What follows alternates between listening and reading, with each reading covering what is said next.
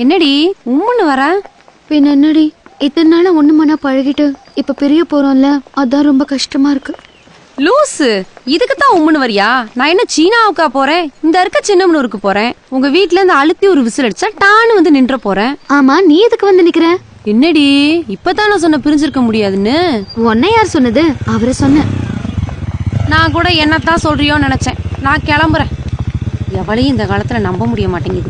இந்த பேக் கட்டுறதுக்கு